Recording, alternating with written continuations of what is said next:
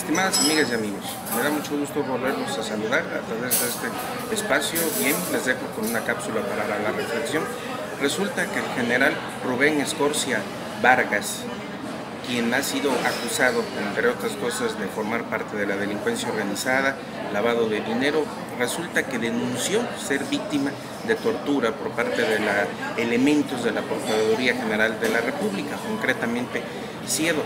Una vez más nos encontramos con la manera en que el derecho en este país desafortunadamente no se respeta, a pesar de que tenemos una de las mejores constituciones en el mundo, a pesar de que han habido reformas a derechos humanos para efectos de garantizar una protección al ciudadano, pues hoy en día vemos desafortunadamente que son los miembros del ejército, una de las instituciones más importantes que tiene cualquier estado, que están siendo víctimas de este tipo de agravios y atropellos por parte del actual gobierno de la República, encabezado por el panista Felipe Calderón.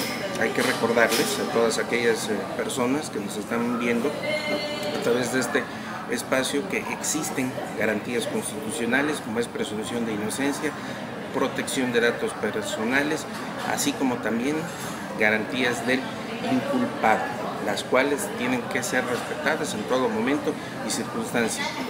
Les dejo con tres grandes interrogantes. ¿Acaso será esto una estrategia del propio Felipe Calderón para tratar de presionar a Enrique Peña Nieto por estar vinculados estos mismos generales con el grupo salinista? ¿Dónde quedan las garantías individuales de las que debemos de gozar todos ciudadanos sin importar raza, credo religioso o cualquier filiación política? Les dejo con esta breve pero muy concisa reflexión. Nos seguimos viendo por acá. Les saludo a su servidor Enrique Cruz.